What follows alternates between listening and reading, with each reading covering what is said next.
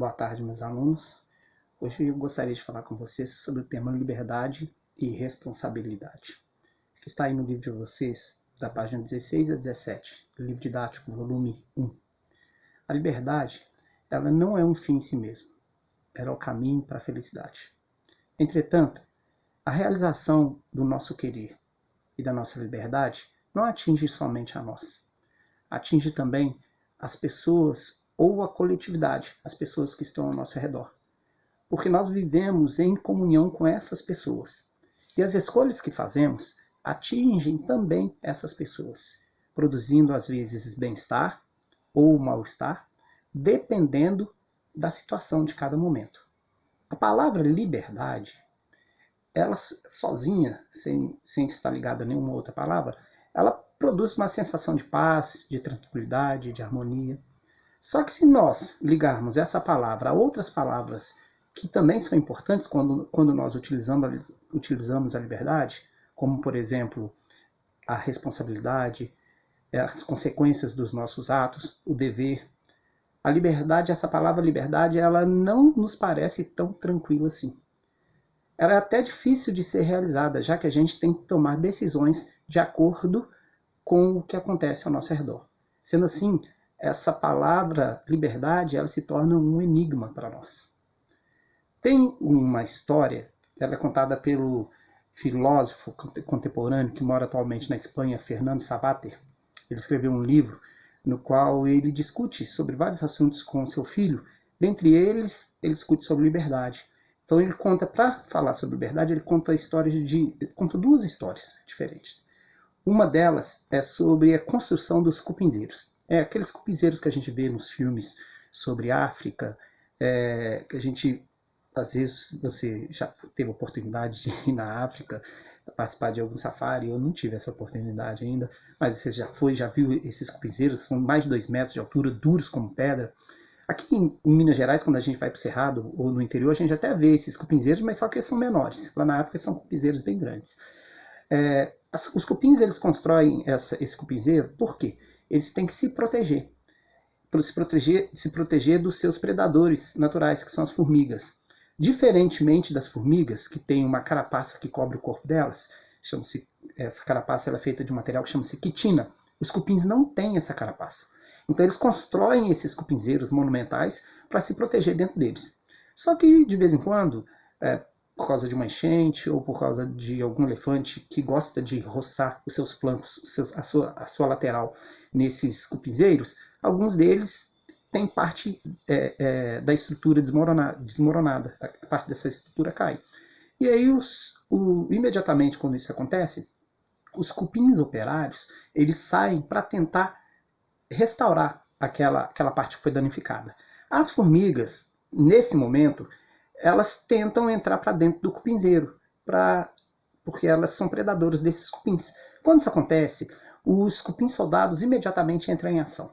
Eles saem, eles são bem menores que as formigas, eles se juntam em partes do corpo da formiga, tentando atrapalhar a marcha dessas formigas até o cupinzeiro. Boa parte desses cupins normalmente são estraçalhados pelas mandíbulas da formiga, que é muito mais bem preparada pela natureza para esse fim do que o cupim. Enquanto essa luta acontece do lado de fora, e muitos cupins são mortos, os cupins operários continuam trabalhando ardentemente para poder terminar a construção o mais rápido possível, a fim de que eles pudessem proteger o cupinzeiro. E assim eles fazem. Eles terminam de fechar o cupinzeiro todo, e aí acontece um fato interessante. Eles fecham o cupinzeiro e os cupins soldados que saíram para a batalha, eles são fechados do lado de fora, fechados para morrer. Eles saem para a morte. Né? A gente pensar sobre esse assunto, será que esses cupins não deveriam receber uma homenagem ou receber até uma medalha, já que eles dão a vida deles para salvar o coletivo? Será? Mudando de história, mas não mudando de assunto, Savater também conta a história do guerreiro Heitor. Heitor foi um guerreiro de Troia, contada na história de Ilíada. A história de Ilíada conta fala sobre a guerra que houve entre Troia e o rei Menelau, que estava insatisfeito por causa da esposa dele que tinha sido sequestrada, provavelmente por alguém de Troia. E o Heitor, ele teve que sair de dentro da proteção de Troia, de dentro das muralhas, para lá de fora, para enfrentar um guerreiro arqueu que estava lutando em favor de Menelau, mesmo sabendo que esse guerreiro era muito mais forte do que ele, muito mais poderoso. Provavelmente ele morreria ao lutar contra esse guerreiro poderoso. Só que ele não pensou nele em si. E nesse caso, a decisão que ele tomou foi de acordo com a sua responsabilidade. Ele tinha responsabilidade de proteger a sua família e responsabilidade de proteger os seus concidadãos. Então ele resolveu sair para lutar, mesmo sabendo que ele poderia ser morto, para proteger aquelas pessoas que ele amava e o seu reino. Porém, se Heitor quisesse desistir dessa luta, ele poderia ter desistido. Ele é humano, ele poderia ter falado, não, eu não vou lutar, eu não vou sair, estou passando mal, estou com dor de barriga, não vou, eu não estou bem hoje, estou com uma distensão na perna, não dá para eu ir. Ele poderia ter arrumado qualquer desculpa, falado que não ia, simplesmente. Pode ser que se ele falasse isso e não fosse, os seus companheiros, seus concidadãos, o rei, falaria para ele, você é um covarde, você é um desertor, você está com medo. Ele poderia viver com isso, porque ele ia salvar a vida dele, importante nesse caso seria salvar a vida dele. Ele poderia conviver com isso, mas não. Ele preferiu ir para a batalha. Ele preferiu cumprir com a sua responsabilidade. Essa história do Heitor parece muito com a primeira história que eu contei para vocês, dos cupins. Parece ou não parece? Os cupins, mesmo sabendo que eles podem morrer, que eles iam ser estraçalhados pelas formigas, eles saem para a batalha. Heitor, mesmo sabendo que Aquiles era muito mais poderoso do que ele saiu para a batalha. Parece ser igual a história, mas ela não é igual. Por que essa história não é igual? Porque os cupins, eles foram programados pela natureza para fazer isso. Eles não têm escolha. Quando o cupinzeiro está sofrendo uma ameaça, imediatamente eles saem para a batalha, porque eles são programados para isso. Eles são programados para esse fim. Eles não podem desistir, eles não podem escolher não ir. Já Heitor, ele não foi programado para ser herói. Nós, os homens, não nascemos com essa programação de herói. A gente toma decisões. E o Heitor, nesse caso, ele fez uma escolha. A diferença entre o Heitor e os cupins é que o Heitor tinha a liberdade de fazer outra escolha se quisesse, mas ele não quis. Por isso, essa história é tão contada até hoje. Por isso nós ouvimos falar de Heitor até hoje. Por isso ele é um herói, porque ele tinha escolha e escolheu proteger o seu povo. No caso dele, ele utilizou a liberdade de escolha em prol daquelas pessoas que eram importantes para ele. Pensando nessa discussão, na página 18 do livro de vocês aí tem uma atividade que era para ser feita. Na número 1, o autor desse texto comparou os seres humanos com outros seres vivos, os cupins, colocando-os em diferentes cenários de ação. O que essa comparação fez você pensar?